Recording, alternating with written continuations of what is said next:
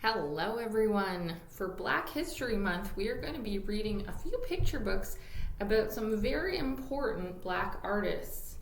This one is called A Splash of Red, The Life and Art of Horace Pippin, and it's written by Jen Bryant and illustrated by Melissa Sweet.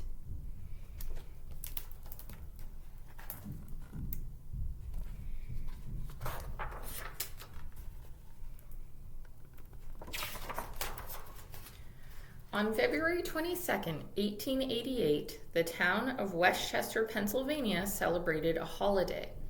That day, in that same town, Daniel and Christine Pippin celebrated the birth of their son Horace.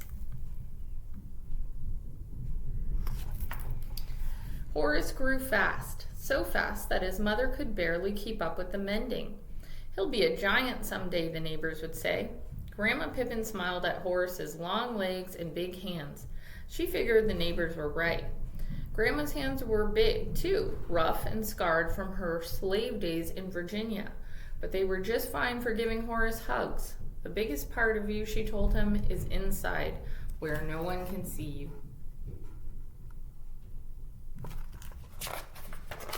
When Horace was 3 years old, the Pippins moved to Goshen, New York. As the family grew larger, everyone helped out. Horace put his big hands to work. He fetched flour for his mother. He sorted laundry with his sisters. He played with his baby brother. He held the horse while the driver delivered milk.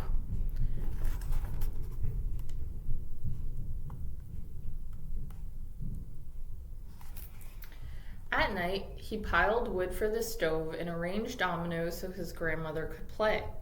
Then, if he could find a scrap of paper and a piece of charcoal, he drew pictures of what he'd seen that day. Horace loved to draw. He loved the feel of the charcoal as it slid across the floor. He loved looking at something in the room and making it come alive again in front of him. He loved thinking about a friend or a pet, then drawing them from the picture in his mind.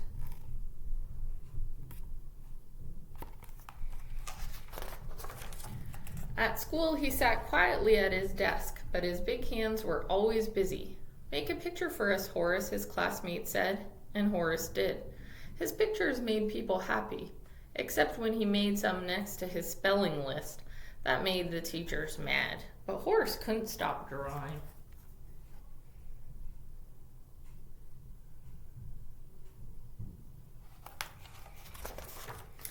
One day, Horace saw a funny face in a magazine. "Draw me and win a prize," it said underneath. Horace drew the face and sent it off.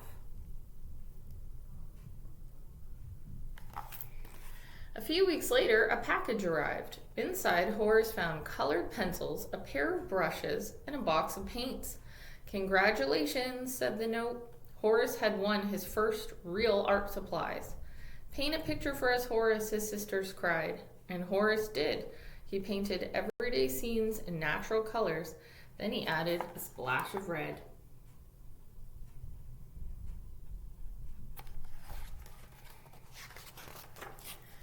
Horace was in 8th grade when his father left for good. The family needed money, so Horace quit school and went to work. For several years, Horace's big hands were always busy. Stacking grain, sacks at a feed store, shoveling coal at a rail yard, mending fences on a farm, carrying luggage at a hotel, making brakes in an iron factory.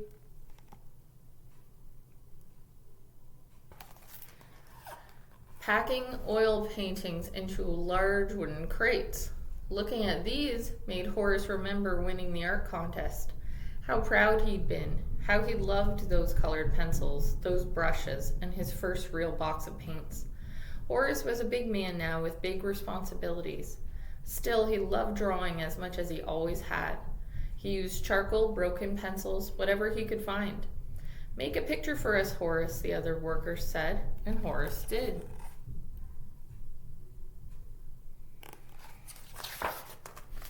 Far across the ocean, a terrible war had begun. Horace's big heart wanted to help. It says the good old USA was in trouble with Germany. He joined the army and sailed away. In France, Horace and his regiment dug deep trenches for protection. There were no blankets or beds. It was always wet and cold and dark. And it says here, I have not seen the sun in more than a month. I have not seen the sun in more than a month, Horace wrote. He wrapped his big hands around a rifle. Planes droned overhead. Shells exploded. Gunfire rattled through the night. If the fighting stopped for a while, Horace put down his gun and picked up a pencil. Make a picture for us, Horace, his soldier friends pleaded, and Horace did. He filled his notebooks one by one. This says, the war brought out all the art in me.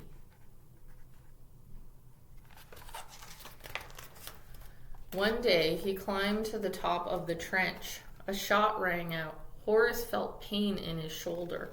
He was hit. Many hours passed before help came.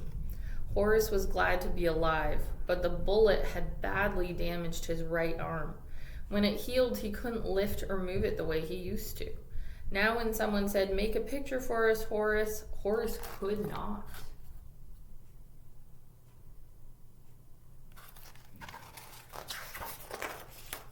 After the war, Horace came back to the United States and met Jenny Wade.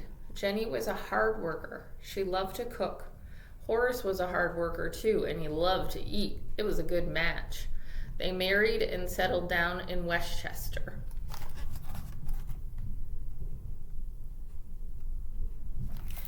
It says, I can never forget suffering, and I will never forget sunset. I came home with all of it in my mind. Horace was 32 years old, as big and as strong as ever, but because of his injured arm, he couldn't find a job. How much can you lift, the hiring boss asked, and that was the end of that. So Horace did what he could. He organized a Boy Scout troop. He umpired baseball games. He took the neighbors' children fishing. When Jenny started a laundry business, Horace delivered the clean clothes.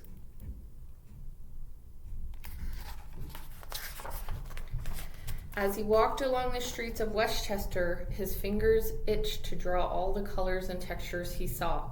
Lacy white curtains billowing in the windows, a splash of red geraniums blooming on a step, a yellow cat sprinting down an alley, deep green vines spiraling up a wall. At night, his old home in Goshen, his grandmother's slave days, and the Bible stories she'd told made pictures in his mind. He longed to draw them too, but how? His right arm was weak and painful to lift. The iron poker stood by the fire, straight and tall as a soldier. Could he... With his left hand, he grasped his right wrist. He thrust the poker into the flames until it glowed red hot. Using his good arm to move the hurt one, he scorched lines into wood. Make a picture for us, Horace, the neighbor said, and Horace did.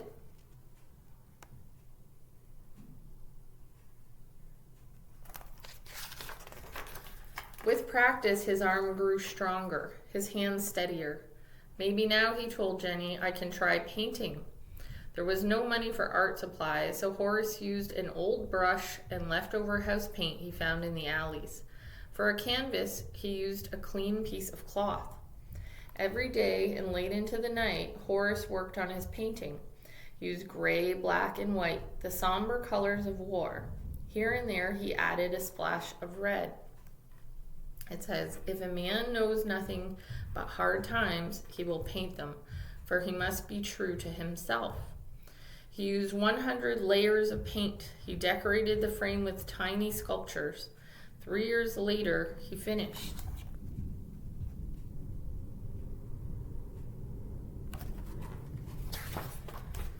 Now, as he delivered laundry or fished in the river, new ideas came, but he didn't paint them right away. Before he reached for a brush, Horace planned each new scene in his head.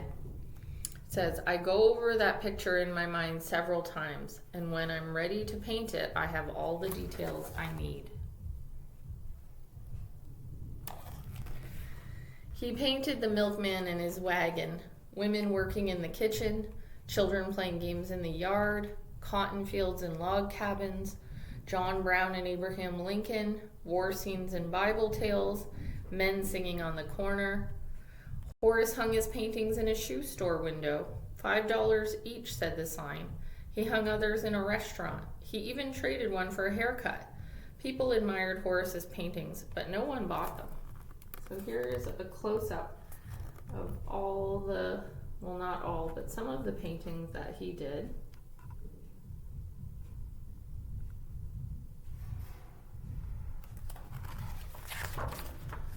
Then the president of a local artist club saw Horace's pictures. He told his friend, the famous painter N.C. Wyeth, to come see them too. Wyeth agreed. Horace's paintings were good, very good. Do you have more? The men asked. Horace showed them his work. He held his breath as they looked and talked. Finally, they said, you should have your own art show. A one-man exhibition right here in Westchester. Horace could hardly believe it. He shook hands with the men. When they left, he celebrated with Jenny. And the men are saying, it's some of the purest expression I have seen in a long time. People came from all around to see Horace's paintings. Magazines wrote articles, reporters took photos, an art dealer told Horace he would help him sell his work. More than 40 years had passed since Horace won his first box of paints. Now at last, everyone knew he was an artist.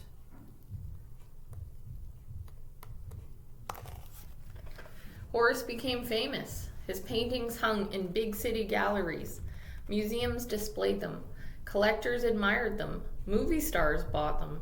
Once again, Horace's big hands were always busy.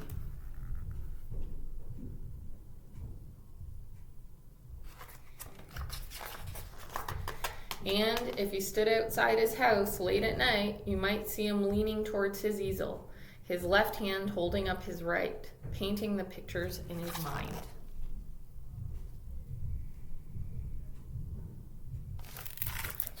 That's a wonderful story.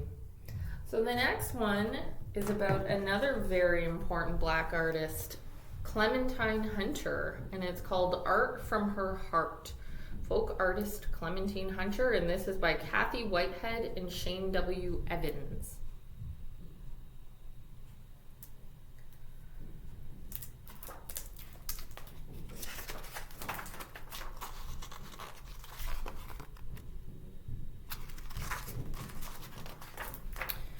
Clementine waited until her work in the big house was done, and the twinkle of stars filled the night sky above the Cane River. She was ready to paint like the artist she cooked and cleaned for on Melrose Plantation.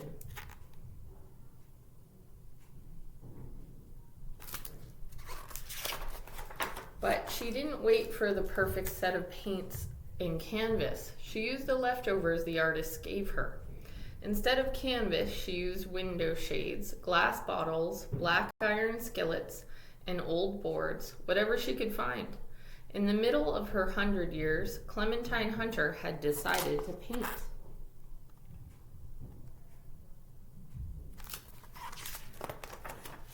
No one gave her lessons. As a girl, she had never even learned to read or write. Clementine didn't like school and soon quit. She told her mama she'd rather pick cotton.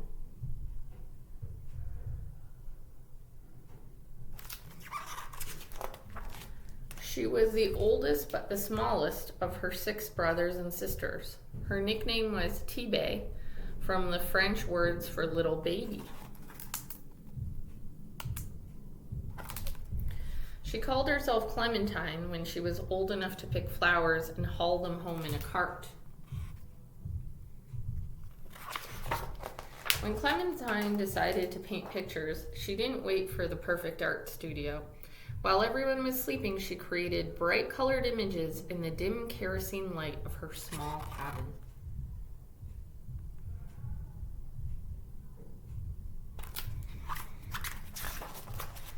She didn't wait to travel and seek inspiration in foreign lands. She drew the pictures in her memory, scenes of life on Melrose Plantation. Clementine thought back to days of dragging a 100-pound sack of cotton down endless rows while her children sat under a tree in the field. Memories of picking pecans in the fall in the big pecan groves to make extra money.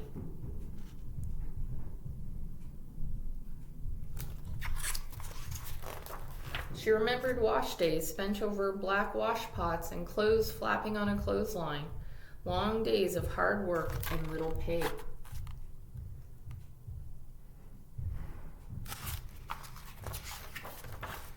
There were good times on the plantation, and Clementine recorded them also. Couples laughing and dancing on a Saturday night, like the dance where Clementine met her husband, Emmanuel.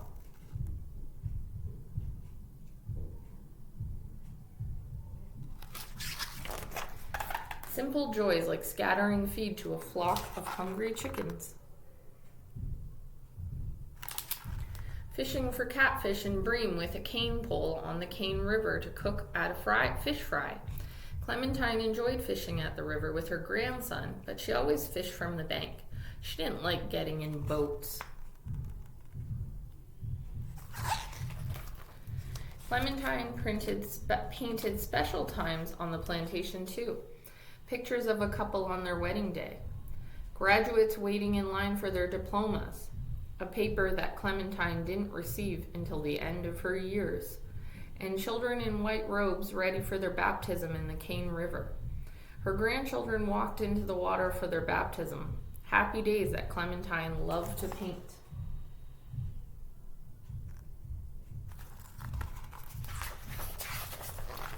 Clementine didn't wait for the world to find her. She hung a sign on her gate that read, "Art exhibit, admission 25 cents. Thanks." People came to see her pictures pinned on a clothesline and bought them. Friends who recognized her talent gave her paints, paper, and brushes. They helped her find galleries that would display and sell her work.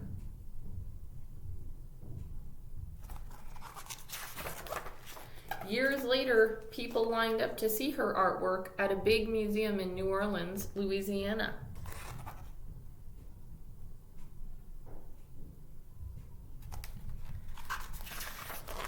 Another gallery proudly displayed her work, but refused to let her in the front door.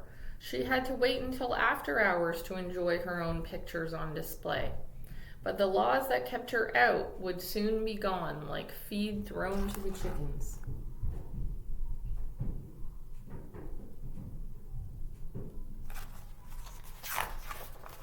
The art that poured from Clementine's heart and mind gives us a window to her life on the plantation, a window we would have missed if Clementine Hunter had waited for the perfect time to paint.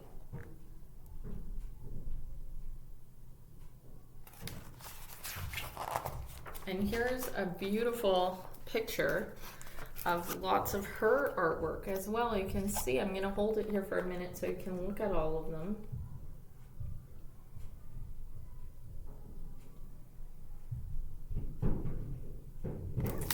I hope you enjoyed these beautiful books about some very important and incredible artists. And I hope you all have a great day, everybody. Bye.